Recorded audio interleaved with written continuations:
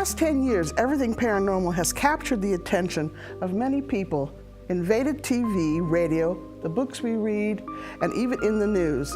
And the popularity seems to keep growing. No longer kept hidden and talked about in hushed voices.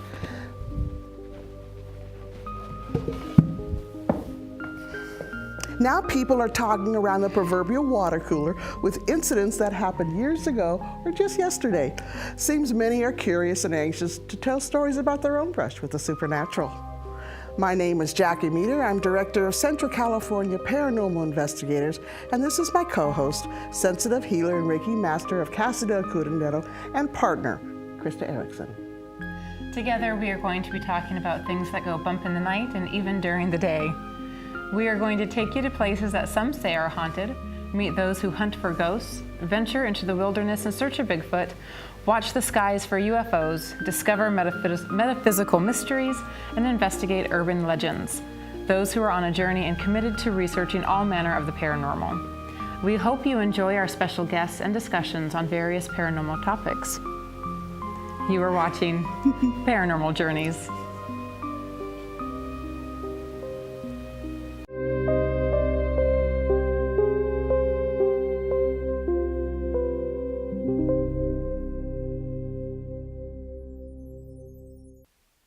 I love that intro. It was fun. We got to do another one. Welcome, everyone. Glad you're able to join us for our show. But before we get started, I want to give you all a heads up. Because we have so much to talk about with our guests, this is going to be a two-parter, with part one tonight, and part two will air next Wednesday, June 4th at 7 p.m. on the same channels. I'm not overly fond of shows that spring that on you at the last minute, but trust me, even 2 hours is probably not enough to cover this topic. All right, so let's get started. We're going to go both on and off planet, and our guide is a man who has been involved with large network of research organizations, investigating crop circles to UFOs. He graduated from Cal State University at Hayward, East Bay, with degrees in psychology and Latin American studies. He has been a member of the Mutual UFO Network, MUFON for short, as a field investigator, and is currently the State Director for Northern California and Deputy Director of Investigations International Affairs, and serves as a board member for OPUS, the Organization for Paranormal and Support Understanding. Our guest has co-authored 4 books with Noe Torres about major UFO crashes in the U.S. and Mexico, been interviewed on many radio shows, and appeared in numerous television documentaries and series on the subject of UFO phenomenon. Please welcome our guest, who is going to take us on a journey that is out of this world, Ruben Uriarte. Thank you. Hi, Ruben. Thank you so very much much for Yeah, coming. thank you. Oh, Thank so you for nice the to see invitation. you. Yes. Come in, sit down. Thank you. All right, Ruben. Thank you so much for joining us today. We really appreciate you coming into Thank you, Fresno Krista. and doing this here. Thank you for the invitation. Yes, for those of you that aren't aware of who Ruben is, as Jackie said, he kind of has his hand in everything UFO in California, or Northern California at least. That and recently now internationally. I also work with Yeah. a number of other countries. Which is just amazing. So let's Yes. start at the beginning. What started you off on this journey? Well, it goes back probably to my very first sighting when I was a young man. I think it was about age 8. And I lived in Oakland, and I was playing in a schoolyard, a playground, and the building next to me was a library. And my parents lived in an apartment. We lived on the 2nd floor. So I was there, and I saw this strange, I thought it was a balloon, just motionless, this way up there on the eastern, southern eastern sky. And I kept looking at it. I said, "That's not a balloon. It's not even moving." Oh. And I had this strange sensation about it. And then a couple of days later, I was in that same school ground with my friends. And then one of my friends looked up and said, "Hey, look at that, a flying saucer." You know? And I jumped off one of the, it's a swing or whatever I was on. I started looking around, but I just had a feeling what he saw was what what I had seen Right. several days ago. And I like that you mentioned that you kind of had that feeling, that sensation. I think anybody who's ever experienced something paranormal, you just know it's not. You know it wasn't a balloon. You know, Oh, yeah. you just know it's not something Or normal. Chinese lantern. Yeah. Exactly. It's like you're being watched. Yeah. You know that's how that was the sensation that I had received, and I had several other experiences like that too. Wow. So when did So- you actually start doing this on a more formal basis? I joined MUFON, Mutual UFO Network. I believe it was back in 1987, and I saw this extraordinary documentary on Roswell, and that just really got me very interested. And then I came across 2 books about UFO abductions, Whitley Strieber's book on communion and Bud Hopkins' book called Missing Time. And coincidentally, I saw it in a newspaper, and about a year later, these books were there. So I began reading them, and then I found out about MUFON. Wow. And before I knew it, I was just hooked because I could relate to the subject matter very much. Right. So you've been to places, like you said, all over the world. You've been to all these UFO hotspots, right? I mean, it's... And I think you traveled with Beyond Boundaries. Yes, Yeah, I was yeah. so fortunate with that. Long story, but another paranormal story. In fact, there was a little documentary that was made about that. It was back in '94, and I had this strange experience where I was sitting by myself. I was in my apartment, and I think it was about 2 in the morning or 3. I just couldn't sleep. And I think I was Darn just going through. insomnia. I was going through a lot, and then I tried to meditate, try to calm down, and then I heard this voice, and it said, "You're going to England." Oh. Yeah. I said, but I looked around. And I said, Like, who who's in the there? heck said that? You know, it sounded so loud. You know, and then I thought, is this one of those audio hallucinations? Yeah. And I kept thinking about it, and then I thought, well, what's in England? And then it hit me, crop circles. Yeah. Oh, yeah. As soon as I said crop circles, I already had this desire. I had to go to England. Yeah. So I immediately the next day I contacted a friend of mine, and she said, "Oh, there's a tour group that takes people to UFO hotspots." I said, "Oh, I got to do that." So I signed up. I called the lady, and then she says, "Oh, we're going to Puerto Rico too. Sign me up. Sign me up." Wow. I like that attitude. And I had no money, right? But I went and got a loan, and Wow. That's commitment. Yeah, it was Yeah, that. I went to a camera store and I talked to the manager, and he was blown away. He says, "Oh, I like crop circles," and he sold me a camera at a great discount, and all the film free, Oh, wow. and it gave me a pair of binoculars to borrow, which turned out to be very significant. So anyway, I went to That's great. England on my very first crop circle expedition, '94. Arrived, and I had an incredible experience. It was as if we were doing a night watch, and I basically put this out there. I said, "If you read my thoughts, and should you appear, do so because you want to, not because I ask you, but should you appear, I thank you." Okay. It's a Left good it- way to approach Yeah, it. That's is a how I good way said to it. approach it. And I'm there, and all of a sudden this ball of light comes up. And I said, "Holy cow," and I grabbed the binoculars, and I'm looking at the object, and it's like, oh, wow, it's flat on the bottom with a amber-colored Yeah, dome. yeah. And I'm looking at that.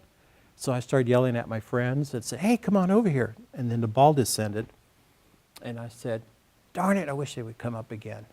Well, then one ball comes up, another ball comes up, and another ball comes up, and they form like a triangle, right? And your friends saw this too. Oh, they were all dumbfounded. Oh, Yeah, they were wow. like tripping out on this, right? And I'm looking through my binoculars at these objects, and then one of my friends he's a photographer, and he's looking at it through his night scope. Then I saw him grab his camcorder, and he started to aim at it. And something deep inside told me they're not going to allow themselves to be filmed. And sure enough, as soon as he picked up his camcorder, beep, beep, beep, they just disappeared. Wow.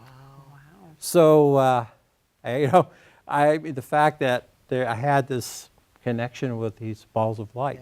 And so do some other people too. Yeah. And what turned out, the grand finale of this was that the owners of the tour group approached me and they said, "Hey, we like you." I said, "Well, I like you too." "Well, how'd you like to work for us?" I said, "What?" "Yeah." He says, "You'll get to travel, help us as a guide, and do this, Wow. And get paid for it. and get paid for it, Yeah. or at least get our get my expenses paid." And it was like a dream come true. I got to travel the world, and That's but amazing. whoever would have thought it would be on UFOs? Yeah. Right. And went to England, we went to Spain, we went to Puerto Rico, Mexico, and a couple other countries. And Wow. That's That fascinating. is just amazing. And not only have you been everywhere, but you've been on a whole bunch of different shows as well. I know you've done Discovery Channel's. I have a list actually. So Discovery Channel's UFOs Over Earth, Learning Channel's Monster Hunters, History Channel's UFO Files, UFO Hunters, and Ancient Aliens. And then there was another one. Jackie is smiling already. How UFOs Crashed My Vacation. that's the one I was just sharing with you, yes. Okay. Oh, really? The Travel Channel. So, but I mean, you've done all of these because you have all these experiences to share. Yes, and there's a new one just recently that'll be aired on the Discovery Channel, and this deals with a MUFON case that I was involved in on an actual elk abduction. You were Yeah, explaining that I to was me before the show. very We're happened talking in about it. 1999 up in the remote mountains in Washington State. Wow. So, on top of all these shows, you've also authored and co-authored a few books as well. So, two of the books you co-authored with Mr. Torres, the other Roswell. Yes, I did bring some copies of the Yeah, book. I Yeah. think we have a picture too. If we can Yeah. show picture one what the book looks like for people that might wanna get that. Yes, this book, or this is a case about a UFO crash that occurred on the Mexican side of the border back in 1955. There was a jet fighter pilot by the name of Colonel Robert Willingham, which he's still alive today, shared this incredible story with us about his experience where he was flying in a formation with a group of bombers, and this is right during the Cold War, and they were flying over Texas, and they got a report there was an object heading toward their flight squadron. Wow. So he saw it, and then all of a sudden the object made a right turn, and it would headed downward, and it crashed on the other side of the border. Wow.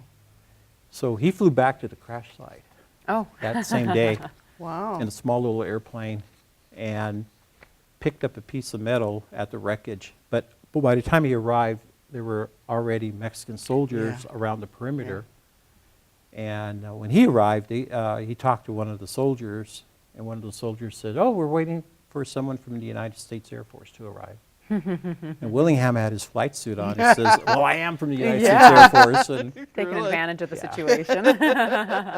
And then he was told they were very nervous, and then so he left. And so, incredible story. Yeah. He Yeah. had some repercussions with that because he was told not to say anything to anyone, or there'll be severe consequences. He was warned by the general, as well as he and the other fighter pilots. And this is typical that was going Yeah. on back then, Yeah. and still is today. Absolutely. Yeah. Yeah.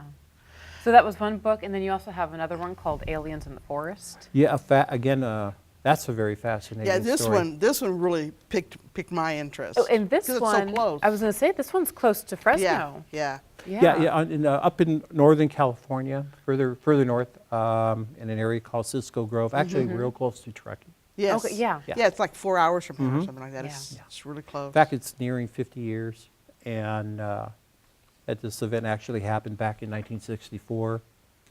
The witness, his name is Don Schrum. And it's not a case that's really well known. No. And both Noe and I work on cases that are historical, and yet we see that it offers some very valuable information. The thing that makes Don's story so remarkable is that he went deer hunting with a bow and arrow, both he and his friends, and it was getting, so he left the campsite, and he went up this rugged area up in the mountains, certainly just real close still to the campsite, but it got very dark. And him being a smart hunter, he decided he was going to climb up a tree and avoid bears and mountain lions and that. Sure. Right. Well, what he did was he lit a little small campfire down below the tree, see if that might catch anyone's attention. Then he saw this bright light coming toward him. So he got down again and lit the fire, and then all of a sudden he sees this light. It's getting bigger and bigger and bigger. Before you know it, he looks up and it's this huge cylinder object just hovering right above the tree. Yeah. It really frightened him because he didn't hear any noise. Wow. So he immediately climbed up back the tree, and then that object left, but it ejected a smaller craft. Well, out of that craft came these small beings and this robot-like creature, and they came up to the tree, and he fought them from being captured all night. Wow. Yeah. And it was a 12-hour struggle. About Yeah. approximately. Yeah. That's what Wow. that's Wow. an incredible story. I got to read that. I got to get that book. I Yeah, gotta me read that too. one. So the whole story is in the book Aliens in the Forest. So yeah, well, now you have 2 other books, but we're gonna save those To part 2. for part 2. Oh, But yeah, and I think a lot of our viewers, and I've had when I was telling people that you were going to be on, and a lot of them, several in fact, said, "Oh, I want to hear about MUFON." I said I was thinking about joining, so we kind of want to touch base and let our viewers know what's MUFON all about. we were formed in 1969. It's one of the oldest organizations here in the United States and also internationally. We have approximately over 3,000 members. About 800 or 900 are field investigators. What we try to do is focus on these particular UFO cases that are reported, and we do it in a manner what we call a scientific approach. We use I'm all for that. variety Yeah. of I'm all for tools. There's code of ethics. Mm-hmm. We have a manual. I don't Yeah, know, and I think which one did you? the binder there. Oh, the binder. Oh, okay. And we have a binder that just tells you all the information on how to conduct investigations. I like that. I like that it's Can we get a close-up? standardized. Yes.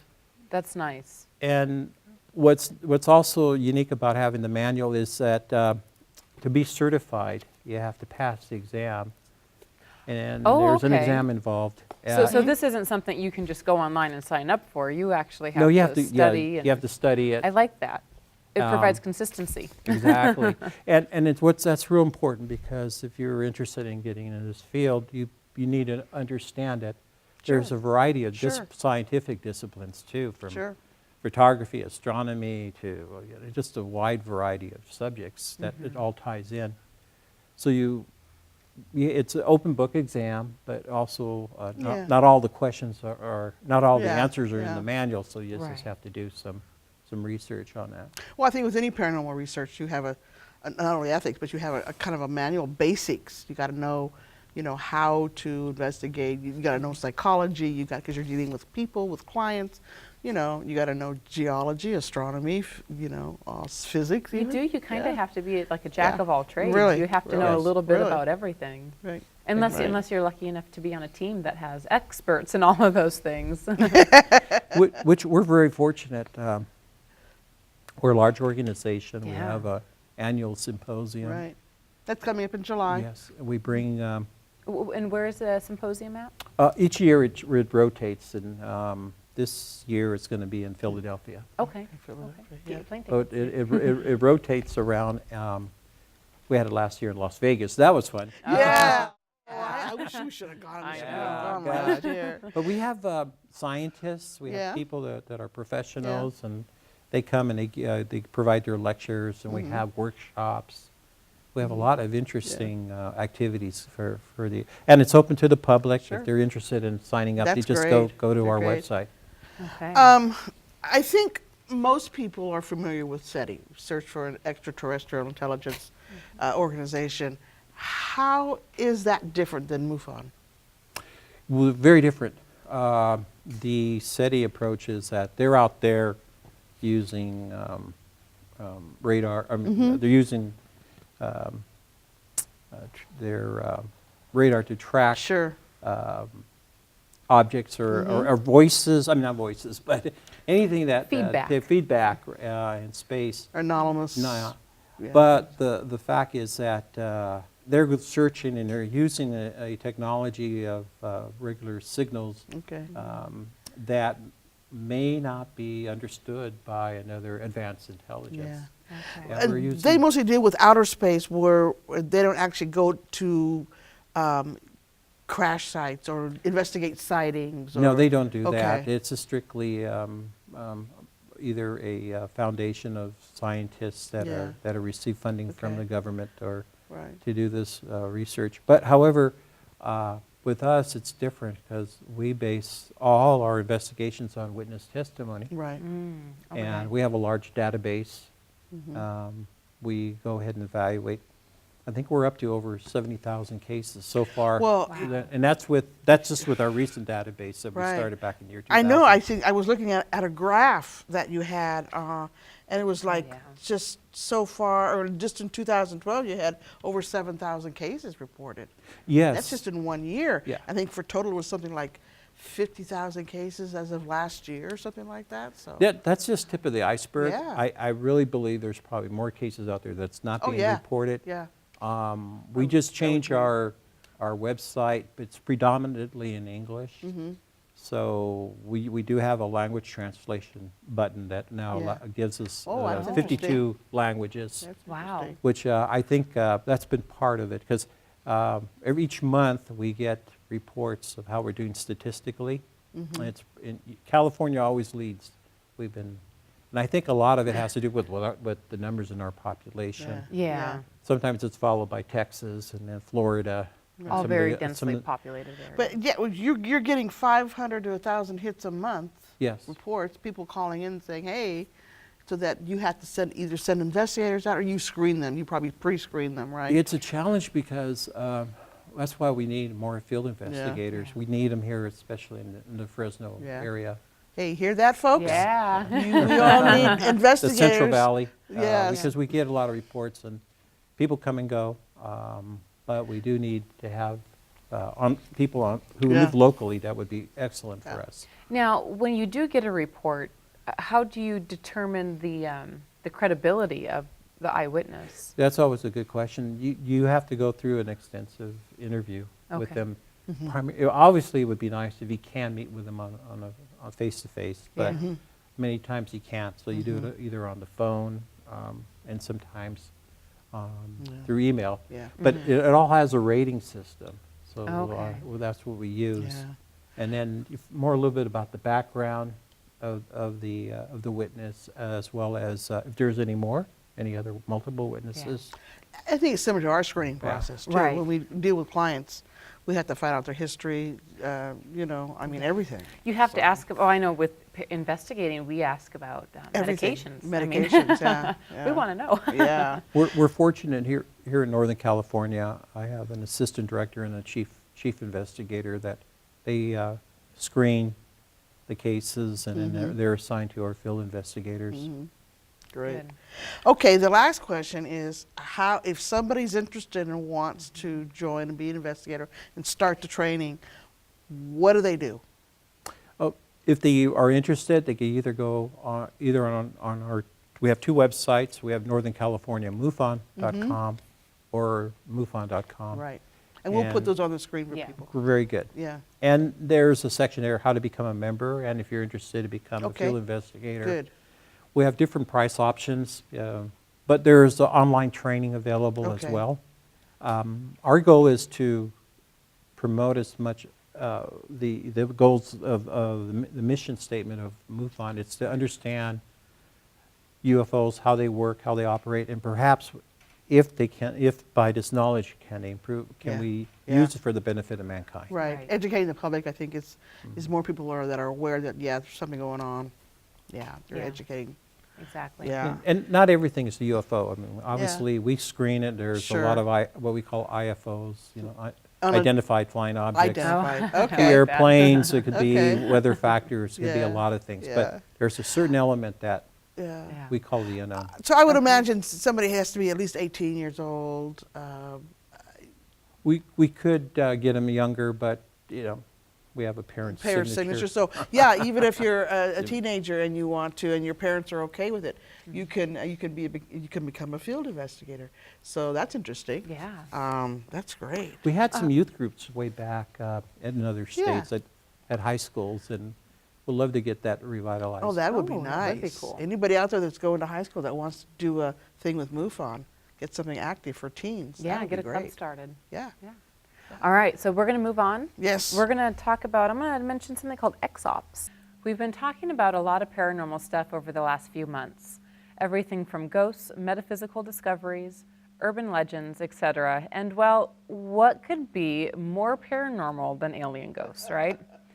So we are about to find out. Investigative author Jim Marrs came across a story of a haunted hospital that was on the same site, as the former Roswell Army Airfield Hospital in New Mexico.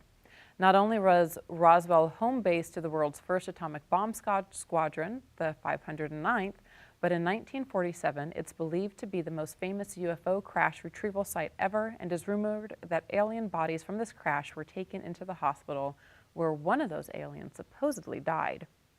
So that is a very brief and short summary on what has become a very hot topic over the years. The Roswell Hospital later became the Walker Air Force Base in the early 1950s, which then closed in 1967. The site remained empty for some time, then became a rehab center for the state of New Mexico. So it seems perhaps a fitting place for a haunting, but by who, or even better yet, what? So a few years ago, a popular TV show on a major cable network commissioned a pilot for a new series called XOPS. And the first episode was about paranormal events occurring at the rehab center.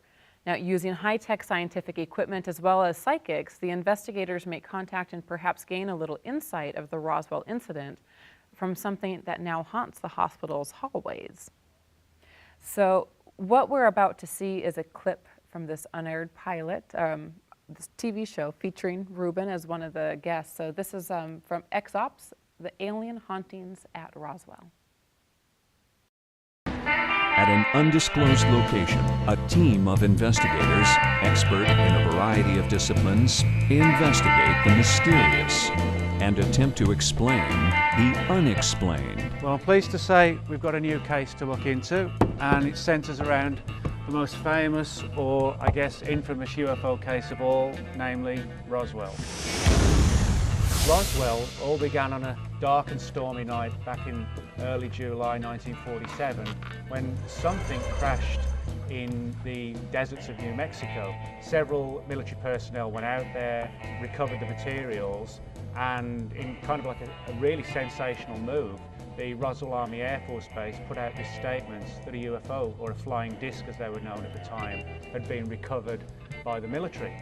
Only hours later, it was actually denied, if you like, by the higher ranking personnel in the military, who said no, it was just a big mistake, it was just a weather balloon. There were also reports of people who said they'd seen strange bodies and maybe even a semi-intact vehicle of some sort.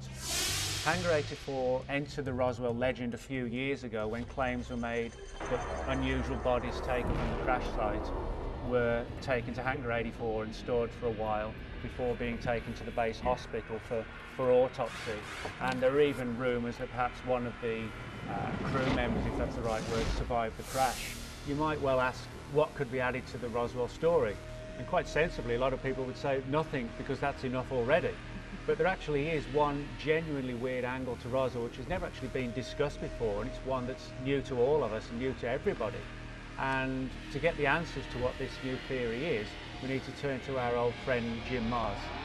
I've covered a lot of strange stories in my 35 years as a journalist, but this one takes the cake. Recently I was in Roswell, New Mexico, shooting a documentary, and we needed a medical facility that looked like a hospital from the 50s or 60s, and we found it at the New Mexico Rehabilitation Center on what once was Walker Air Force Base, and it turns out that it's haunted. I did some digging and I found out that the Walker Air Force Base Hospital was built on the exact location of the Roswell Army Airfield Hospital, which according to the stories is where they took the dead aliens from the crash in 1947. And here is what a few of the people in the hospital had to say. My mom worked here for 22 years, and they were happening then. And like I said, now I've been here 17 years, and it's something that's continued from then that I'm aware of until now. For a while, I wouldn't even come into this back area by myself because I would get a little freaked out, so I wouldn't do it. You can feel the hair on the back of your neck stand up, and you just get real chilled. You won't catch me in the back halls on the second floor because I get chills, and I've had lights come on when I've turned them off, and you couldn't pay me enough to get back there. It was standing right there, and it was maybe about this tall, I would say. And it was just standing like this, just looking, just staring right down the hall. It looked like it was not a human stature, you know what I would say, short stature or a child walking across. It had like a little sheen to it. It's kind of creepy at times out here at night. His eyes were like I would say a black, glassy color. The head was not even egg-shaped. It was kind of, but not really. It was more rounded.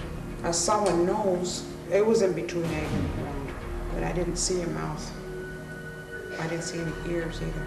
He's here, or she's here, someone's here. I don't really think that creature that I saw, the 2 times I saw it, I don't think that was a human creature. Wow. Very interesting. Wow. Yeah, it was. It puzzles me if it's actually lingering in one area, even if this is where their dead body was. It might be a ghost. But the deeper question is, if indeed this is not a ghost, but it is some alien which is transferring from one dimension to another, how do we necessarily differentiate those two? Because perhaps when aliens, if they do take on some non-physical interdimensional form, manifest in the same way that a ghost does. One thing is for sure, that area is notorious for paranormal experiences. Not only alien activity, but spirituality. You know, ghost hauntings, these type of things. You know, I think what's good as well is the fact that all of us come from kind of different disciplines, and what's intriguing about this case is that it isn't just a ghost encounter or a ghost case or a UFO encounter, it actually encompasses both. Yes. And the fact that we've got an entire team where we've got, you know, experts in one field and experts in another, we're perfectly suited to really try and get to the bottom of what it is. I think we're going to Roswell. UFOs really do exist. I've been seeing dead people since I was 2 years old. That area is notorious for paranormal experiences. I use the scientific method to explore claims of the unknown. I grew up in a haunted house, and I have seen UFOs. We're trained to become field investigators. I've investigated hundreds of haunted locations. I can see them through what we call the third eye.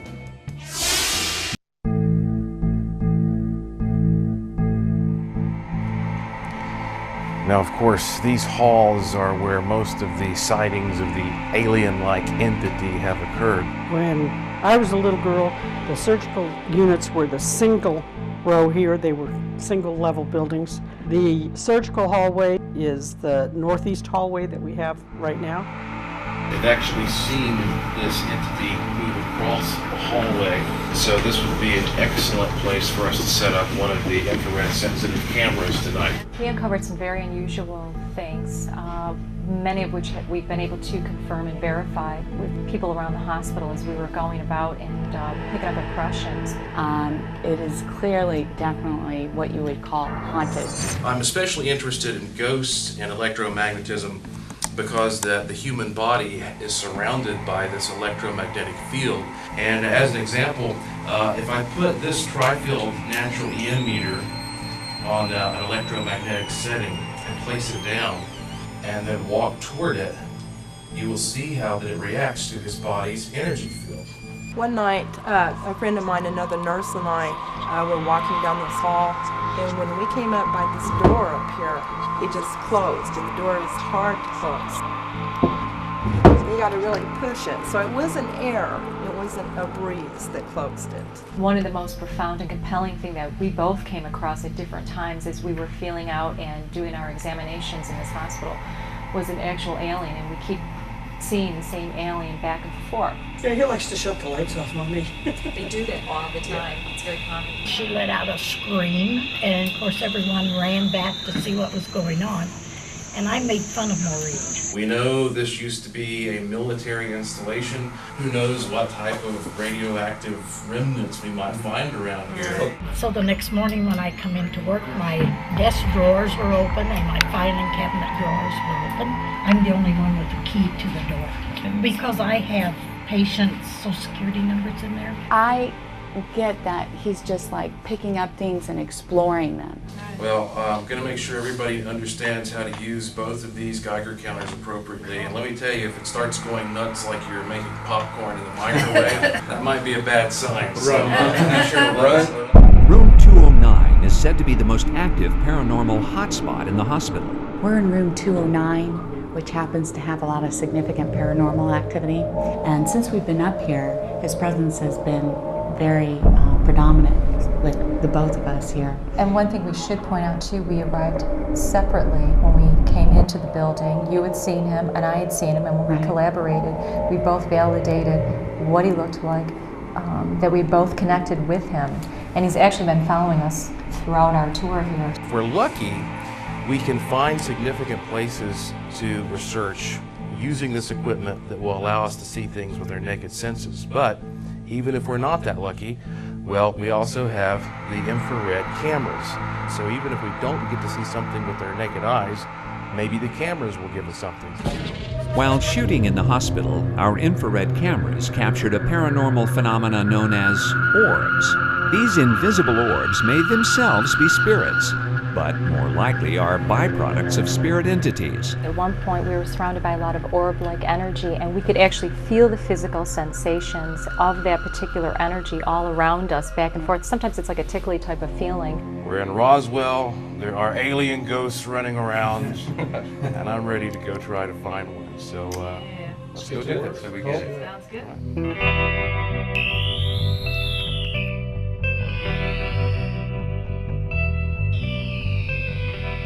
I've already done a few preliminary readings of the electrostatic fields, and I found that they're pronounced here. So, we'll explore that a little more later.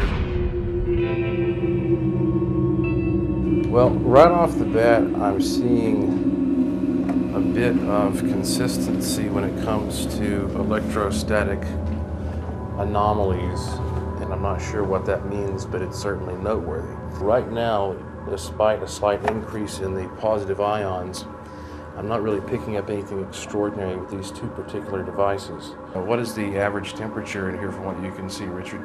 Right now I have about 75.2. When I was on my way to work, and I ran into this big old, like a fireball that was right in front of my car, right in front of the windshield, to where I couldn't even see the road. I tried to pull over, but steering wheel wouldn't go anywhere. At that time, I didn't know if I was moving or standing still. I thought, oh my God, and it just flew away. Now, I would say that perhaps the most significant area here is right in front of these glass panels. Actually, right at about this level is where the alien-like entity has been seen. So I understand that was the same evening that you had a visitation here, right here. Yes, all of a sudden my whole body just froze. I can't explain it. It was just a freeze. But I knew who I was. I knew where I was. I just couldn't move. Finally, something gave me the energy to turn, and my whole body turned. So when I did that, I could see this figure right here. It was just standing straight. It was all white. The eyes were round, black, black, black. You have metal on one side, you have metal on the other side, and there's material in between which is potentially non-conductive. Well, that forms a natural capacitor or condenser. This could actually store natural charges over time to a certain critical point where they will discharge in this area, and maybe that's when the entity appears. Now, you see what happens when he spans and gets right to the exact spot where this entity has been seen. We pick up a frequency in the plasma range. So that means whatever this alien entity is, it might be easier for it to actually show itself at this spot. Well, obviously we're covering what we can see, what we can hear, energy fields that we can't see or hear, things that move, things that sit still, temperature changes. We've got a pretty comprehensive setup here. All right, well, it's about 3:30 in the morning. We still have a lot of work ahead of us, so let's head back. With the former surgical suite dark and secured, the infrared cameras captured a door opening and closing, shadowy figures, a mysterious flash with a ghostly object, strange reflections, and flickering emanating from a locked room. Having sort of dug into the Roswell story as deeply as I've been able to, you know, from the government angle, trying to determine if we can get the answers from the government, and we're just not getting them. Potentially, you know, we can get the answers from actually speaking to the life forces of the beings that were killed in the crash. You know, we can almost circumvent the government and go direct to the source itself. You know, that's kind of a unique way of doing it that nobody's ever thought of. This being has flashed himself in several different areas and has communicated to us a little bit of the story of his presence and why he's in this particular area, and just this back wing where he predominantly demonstrates and reveals himself to some of the staff. And I get very strongly that he was taken into this location, and it was a group of people around him. He was pinned down and strapped down, and he was pretty excited in the sense like he was scared. They had gone ahead and opened up his stomach area. It happened in this general area. So when we go back to the explanation of why would a spirit of this high intelligence continue to hang around when they can just jump from dimension to dimension? He felt compelled. It was more or less he needed closure. His presence here was to remain here until a story was revealed. He was showing me that there were two ensuing chases, one from the U.S. military and one also from another alien group of people. And as this particular alien and his other cohorts were flying through, they were being chased. Part of the reason why they were being chased by these other aliens had more to do with a concern of going underground. There was something underground connecting with these other aliens, and they didn't want this particular group of aliens to uncover. And as a result, they were shooting, the U.S. military was shooting, and between those situations and some malfunctions, that's how the crash ended up. Under the circumstances of how he passed, given that it was pretty traumatic for him considering the situation he was held captive in, it would be likely a haunting would continue. Typically you will find that the spirits will continue to hang out in that particular area until there's been some sort of resolution.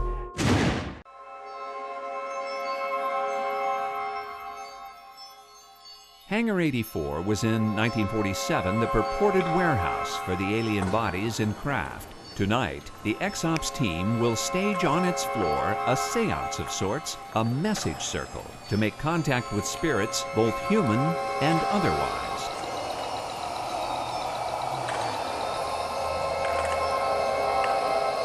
Any deceased, as well as light beings, are here to share their wisdom and truth through us for our highest spiritual, mental, and physical well-being while we share this moment together.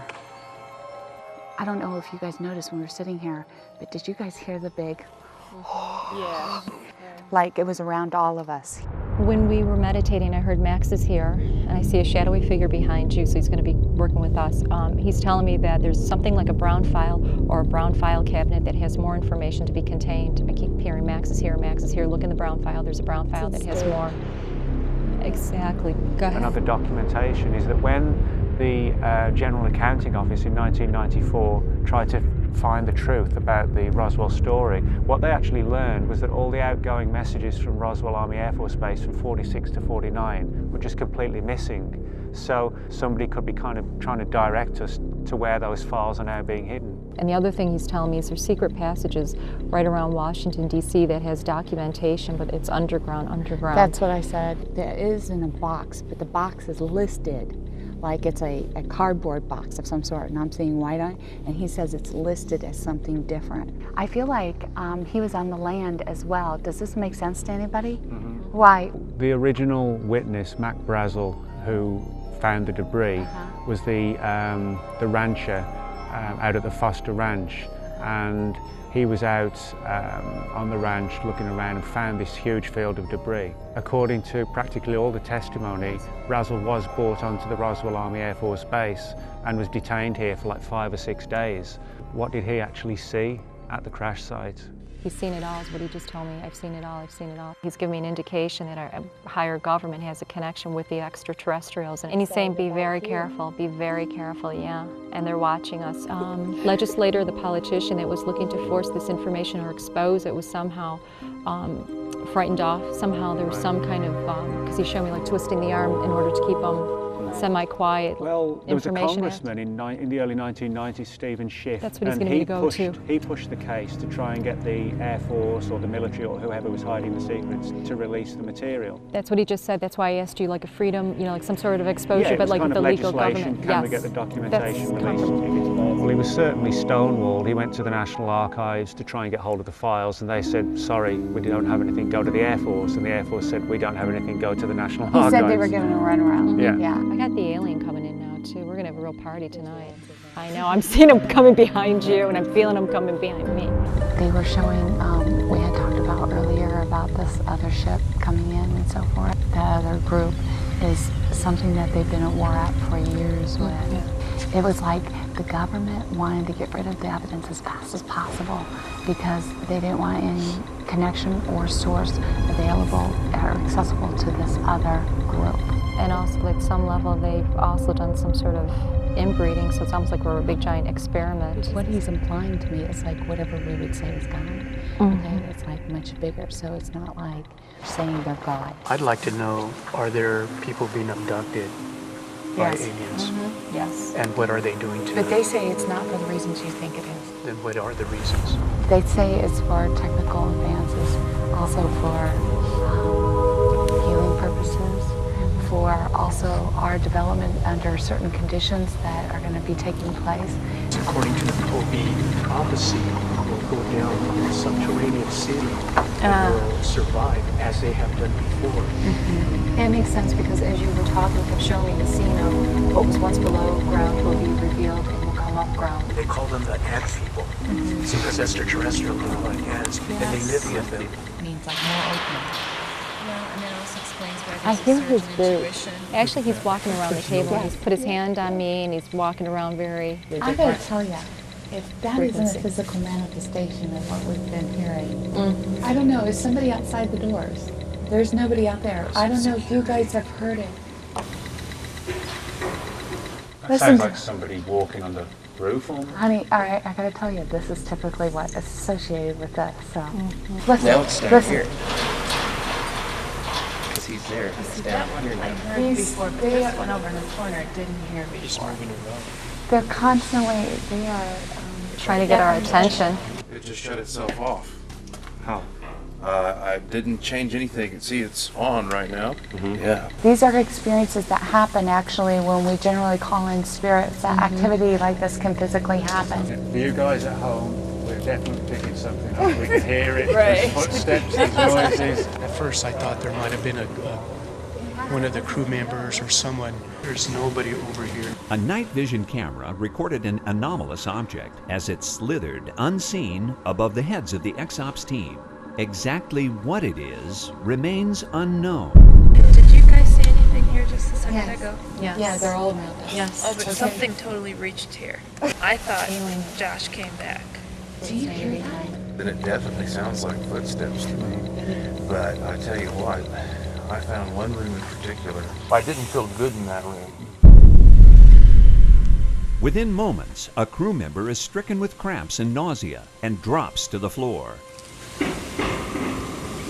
Spirit activity seems to intensify into the evening.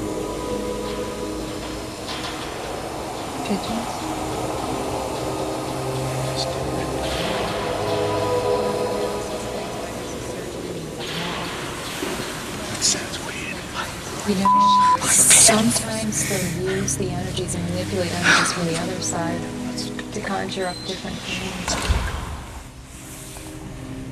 This place might be interesting. So why? Yeah, I did too. And I'll never sit next to a medium again because I'm frozen. Very, very weird. The team flies back to the XOPS HQ to debrief. If some being that we call an alien has enough technology, enough understanding of how the universe works to even become a part of our reality, then why should I think that they might not also be able to manipulate matter and energy enough to change the way that they manifest? I felt it, I was part of it, and I was within the experience. This has been quite an adventure. You know, it's like people could tell you lots of different things, but when you experience it for yourself, and even if you heard things, you know, it's just not as personal as if you're sitting there experiencing it. I said, Josh, what do we have here? He was perplexed. He says, oh, that's interesting. And then as we kept investigating, we find out that it was right at the very location that the witness, Josefina, had seen the alien entity. I'm not surprised to see orbs, but I will tell you, at the hospital, we had a ton of orbs. So we had something quite extraordinary. There's definitely haunting at Roswell. All right, so that was something, wasn't it?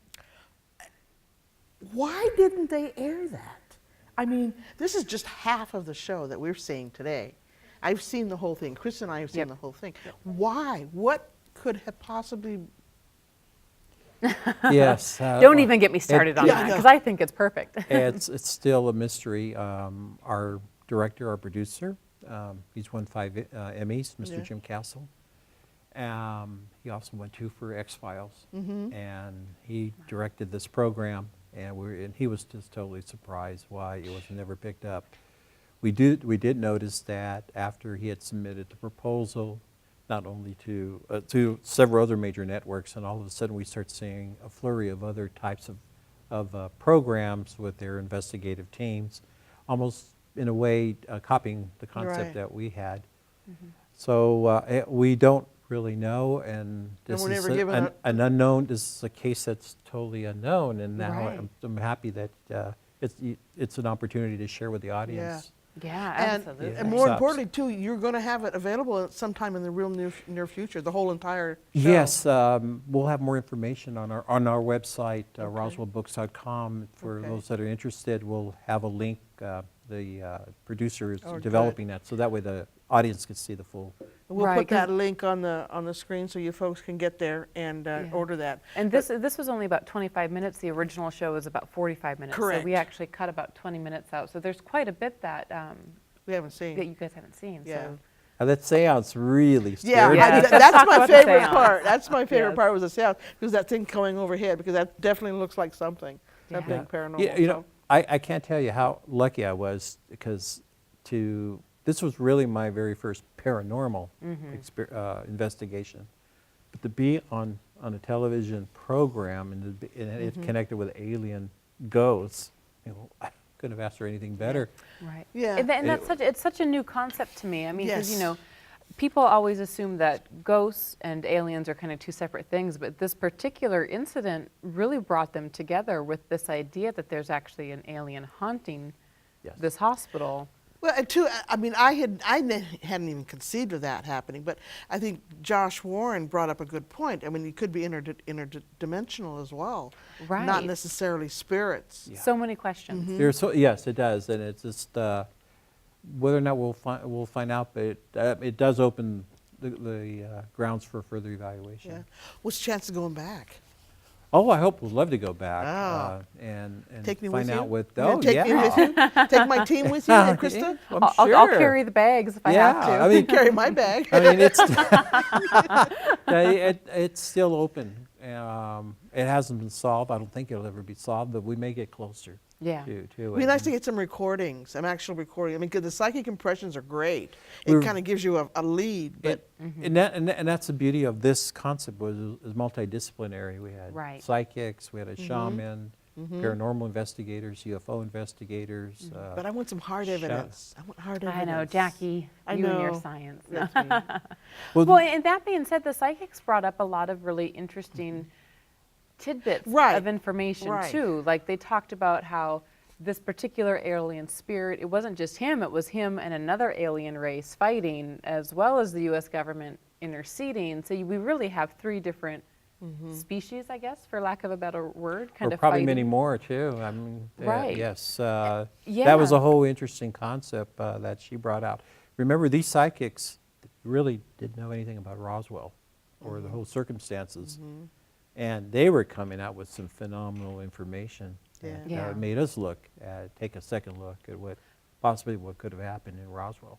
Well, and then in a previous discussion that we had, you mentioned that other teams are finding information that kind of collaborates with what the psychics were saying. Yes, there is some research being done by several people that only now are starting to look into that whole question that Karen had brought up about the multiple conflicts and that might have occurred. Fascinating. Yes, because I'd never heard of that before. Yeah. I mean, even with all the innuendos and rumors and gossip or whatever, I'd never heard that side of it before.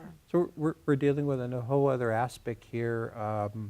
I know there's people out there in the audience that very much are probably very skeptical, but yet there is a big area that has no explanation.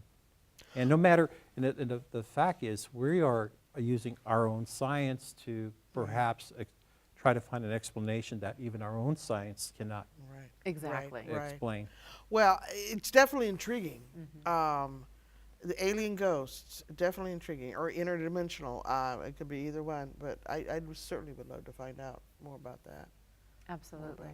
Thank you so much for allowing us to air, portions of that video. I had the honor of watching the whole thing with Jackie, and it's really amazing, and I'm personally upset it didn't get picked up. I thought it would have been a great show. Yeah. Well, and the heavy hitters that are involved in this, and the team, yourself included, there's some big names up there. So yeah, thank you. Yeah, it was an incredible team. We all worked together as a group, as a team. No drama. No drama. No, which is so great. That wasn't really. That's what our producer and director wanted: integrity, and didn't want the higher ups to turn it into, like you see today, a drama between infighting and all that. Well, kudos to them. Yeah. Yeah, absolutely. Well, I think that about wraps it up for part one of our discussion with UFOs. Yeah, right? I do want to hold up these books because I want to show, just for people that want to look at these books and buy them, there you can get them at, I know Amazon.com has them as well as Roswell.com. Yeah, RoswellBooks.com. RoswellBooks.com, and we'll put that on the screen for you guys so you can get those out. But get these books, get these because they're good. Yes, they are. So thank you again for coming and sharing this story with us. This is again, you guys. This is only part one. We got part two coming up. It'll air a week from today. Yes. So that's what, July 4th? Yes. June 4th. Do some homework. June 4th. Do some homework because this is the latest book, Ruben's latest book with Noe Torres, and it's a stunner, folks. Let me tell you, I couldn't put it down. Couldn't put it down. So this is all brand new to me. So. Yeah, to me too. But yeah, I've read the book as well, and it's going to make you think. It definitely make you think. It's going to make you think. All right. So this is in part 2. Yes. So we'll see you guys in a week. Thank you very much for watching Paranormal Journeys. Take care. Be safe.